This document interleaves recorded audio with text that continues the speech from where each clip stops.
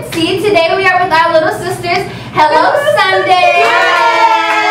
Yeah, when I look in the mirror and I see what I see, I like it. Yeah, that made me go away. Yeah, you know what I am. So today we are doing our Address It Mukbang, and we got a couple of cool topics for y'all, and I'm excited. So let's get right into it. So what are we talking about today, guys? So basically today we're just going to be talking about the different levels of friendship and how we feel about them individually, and also just stuff going on in our lives. So yeah. All right, everybody bow your heads and say grace. Grace. Alrighty. All right. So Miss Chelsea down there, I see you. You're trying to eat first, but we're gonna ask you the first question. So, for you, what's the difference between sis and best friend? Okay, sis and best friend. Sister, I mean, like, I feel like I can talk to her about, like, everything. And you can say that about a best friend, too, but sister's, like, she'll come to the family event, or, like, she's just more, she's family. That's it. She's family. Period, point blank. Best friend, I feel like best friend, especially since, you know, we, like, 15, 16, 17, you'll just see them at school, and they'll, like, support you in every other, you know, event that you have. I feel like that's for me. For me, I'll have to say a sis is somebody that I can depend on, somebody that I can run to if I'm ever going through something. I feel like it's somebody who knows a part of me, like knows a part of me that I don't know about myself. So that's a sis to me. A best friend, I feel like best friends, they're kind of similar. Sis and best friends are kind of similar, but it's just like a sister. Boundaries. Yeah, there's boundaries, and a sister is a little closer to me than a best friend is. But I mean, they're practical. Same thing. To me, well, I have 3 sisters, right? So to me, if I call you my sis, you're close to the relationship that I have with my blood sisters. Right. So that's like, obviously you're on a whole other level. You know almost everything about me. We relate like with almost everything, you know? And then best friend, you're close to being my sister, but like, it's still a whole nother level. Yeah. For me, I think that is basically the same thing that they were literally all saying. I feel like, you know, your sis is someone that you could take on cruises with you, someone that you could take on vacations with you, and like do stuff. Like your family's more comfortable with your sis. Other than your best friend, yeah, your family's cool with your best friend, but it's like you have a deeper and better connection with your sis because, you know, especially for me, I don't have sisters, I only have brothers, so, you know, like I said, if I call you my sis, then I really mean it, so yeah. For me, basically the same thing that everybody's saying. I think a sister would just, you know, there's things that I wouldn't tell my best friend that I would tell my sister. There's certain situations that a best friend probably couldn't handle like a sister could. So like if I trust you with the position of a sister in my life, I really feel like there's just a lot of trust. There's boundaries. Like if I tell you something, I don't expect my sister to run out and tell it. But if I tell my best friend something, I couldn't be hurt if they did run out and tell it because, you know, they're on different levels. Like my trust with my sister is not the same with my trust with my best friend. But y'all are both still close to me. It's not the same. Yeah. Okay, so I just want to know, like, does everyone have somebody they consider a sister? For me, it would be, of course, Anaya and Myra, of course. And also my best friend / sis. I'm even trying to talk. But my best friend / sis Dream. Most of y'all probably seen her. I don't know. I'm sorry. Most of y'all probably seen her like on my social media or whatever. But yeah, that's like, they're like the main people that I consider, you know, close to like that. For me, I consider Trinity and Anaya my sister because, and that's really it. I mean, no, they're my little sister right there. But I'm saying like, I'm just saying. So like, that's really it for me because I'm not really like a people's person. So for me, getting to know someone is not at the top of my list. I don't really care if I know you. I think being Heart has made me more sociable because, of course, like, you have to be nice to everybody that you meet and everybody that you come across. You have to portray yourself, you know, as sweet and all that kind of stuff. I mean, I'm not saying I'm not sweet, but I just don't talk. I bet y'all y'all didn't know that. Y'all probably wouldn't be able to tell that from these videos. I just stay in my room. I'm not a big talker. I don't go out. I shop online. I'm very much so an introvert. Yeah. I like in Picard and stuff. I know I'd be like rare, but no. A best friend for me would probably be my friend Jade. We went through the entire junior year together. When she first came to school, it was kind of like in the middle of the school year. There was already like the first day of school, people was talking stuff about her. And you know, I don't really care to be a mess, and y'all know that from the previous videos, just mind your business. So that's how we kind of became friends, just kind of like talking about that kind of stuff. And yeah, the people I consider sisters are obviously Chelsea, Anaya, Trinity. Well, I'm gonna say this. I feel like because we don't communicate as much, I feel like we're like long lost sisters. You know what I'm saying? But I still consider everyone on this panel to be my sister. My best friend would have to be somebody named Samuel. We started off my freshman year together, and we both went out of town together. Like, yeah, we started off together. Together, like we met. We met freshman year. We met freshman year, and I mean, just from when we met, it was like we automatically just meshed together. Like we like the same things. We're both goofy. We're both funny. And I feel like I can talk to him about a lot of things, but you know, there are obviously some things that I feel like he won't understand, so I keep them from him, honestly. But I love him. He's my best friend. So I have two best friends, a girl bestie and a boy bestie. Gabrielle and Robert. We met in Gabby, it was the 4th grade. We were in the same class, and I just felt like we bond together, and we've been besties ever since. And Robert, I mean, yeah, we're not gonna talk about it. It's the 5th grade, so yeah. Yo, we're sorry that we keep on over here doing the most. Trying my hardest not to choke. I'm so sorry. Brandon is over here. Every time they say a boy's name, he be like, no, but it's not like that though. That's one thing I hate about, like, I don't know. It's like girls, it's like, okay, other girls, when they see, you know, us, you know, have boy besties, it's like, oh, y'all in a relationship? Like, no, you can have a boy bestie. Right, you can have a no boyfriend. feelings, no nothing. A guy friend. I would have to say that, you know, as we get older, well, having boy best friends, it does get a little difficult because they end up feeling like they have to compete with your significant other in a relationship. But I feel like if you guys set a boundary with that said boy best friend, I feel like you guys can prevent it from getting to that point when you guys get older. So it's like with me and my best friend, like we both know, no, nothing's gonna happen between us. But bouncing off of the whole boy best friend thing, like also like I feel like if you get to, you know, that stage, I feel like it's important to like date your best friend. So I feel like even if y'all do get older and y'all do get to that point of understanding where like, yeah, y'all do like each other that way, then it's fine because y'all are best friends. Y'all have known each other for years. Y'all know what each other likes, what they don't like. So it's like a perfect combination, I think, in my opinion. As long as y'all like agree with it and come to terms with it. So.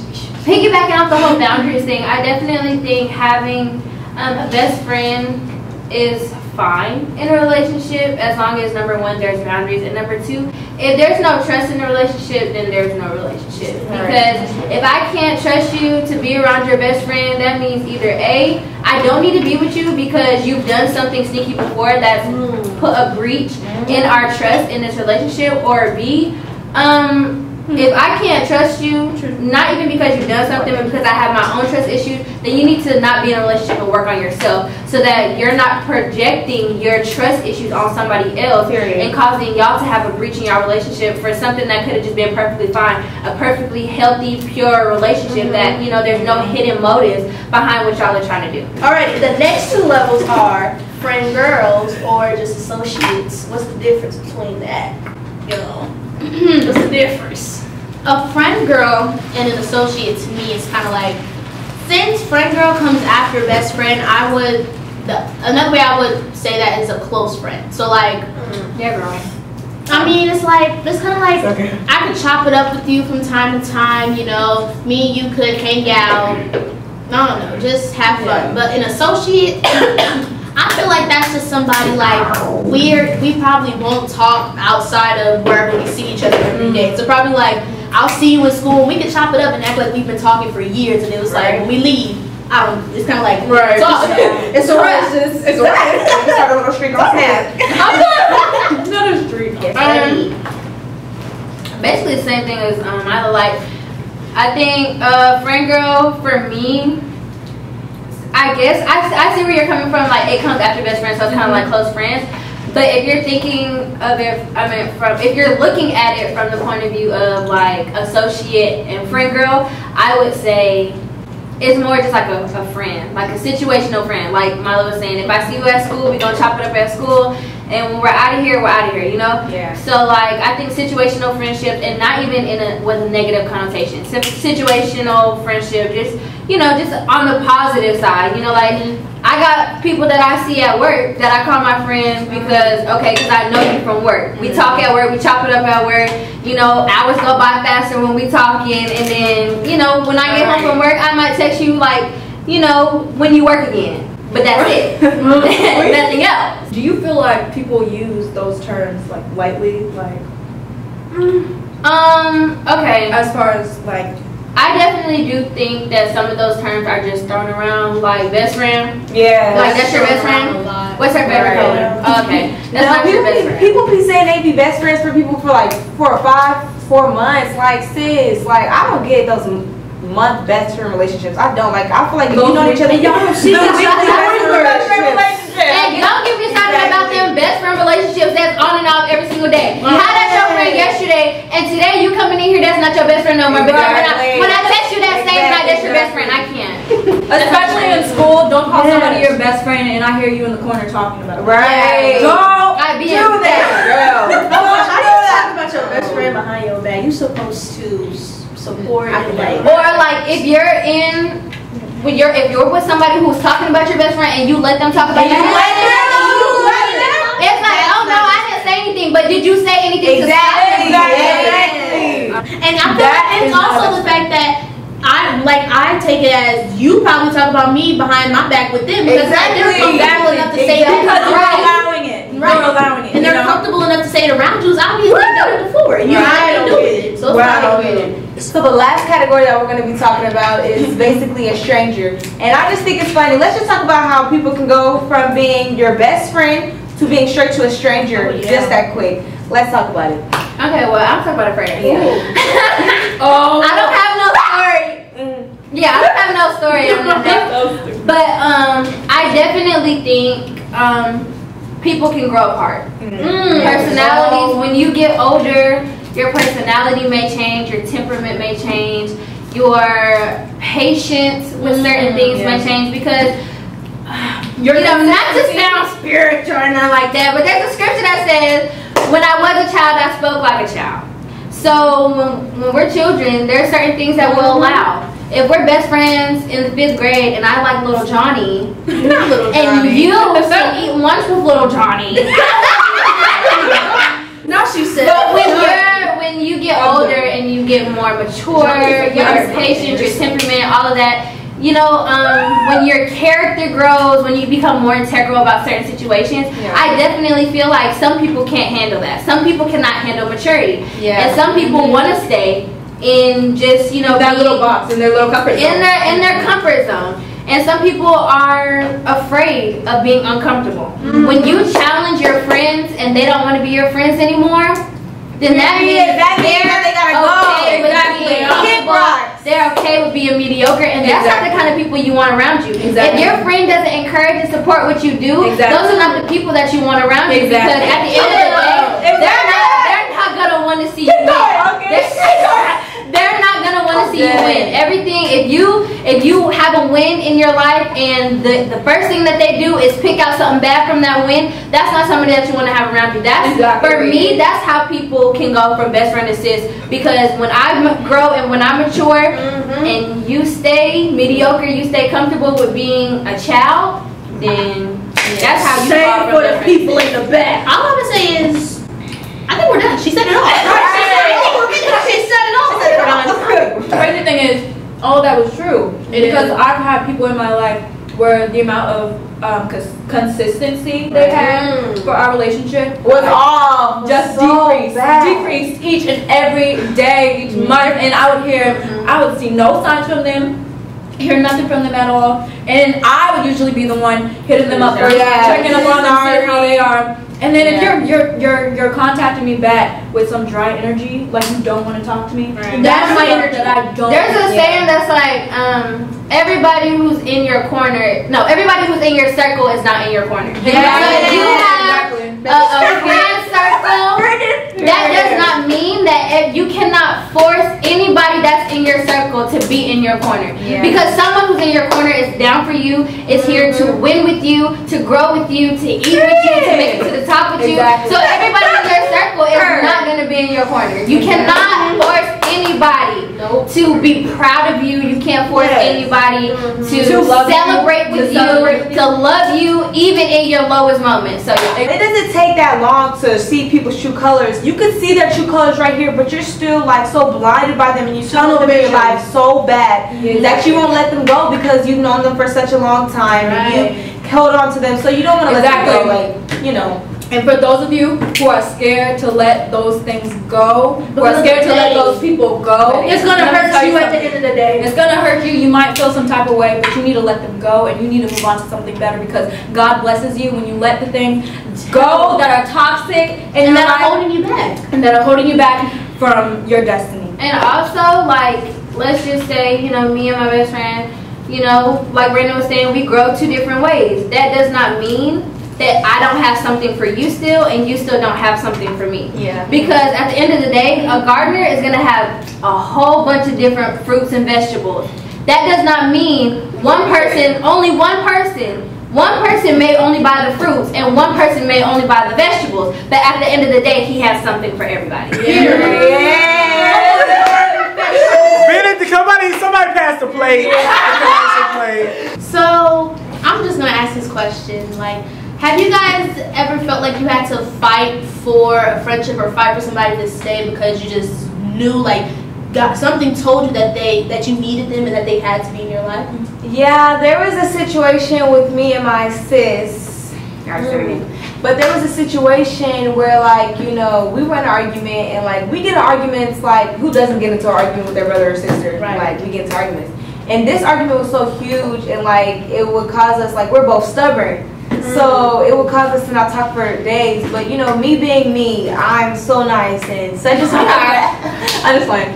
But no, for real, like, I just had to come to her and have a mature conversation. Like, you have to understand where the other person is coming from. You can't just force somebody's throat, like, if you don't know what they're, like, what's going on in their life. Because they may have something going on in their life and they're just attacking you. And you don't know why. Like, why are you doing this? You have to sit down with them and actually talk with them and see what's going on with them. Because they may be going through something, and as your position as a best friend or as a sis, you need to, like, sit down with them. Because sometimes they may not be comfortable talking to their parents. So you, like, need to step up and be like, okay, what's going on? Like, talk to me for real. So, you know, it was just one of those situations, and, you know, everything was settled. You know, it was like a calm situation. Like you said, some people, they're not comfortable with talking to their parents, and like you said, like, if they're going through something, they're not always talking to the people that are closer to them the most, you know, like their best friends or the people that they call their sisters or brothers or whatever.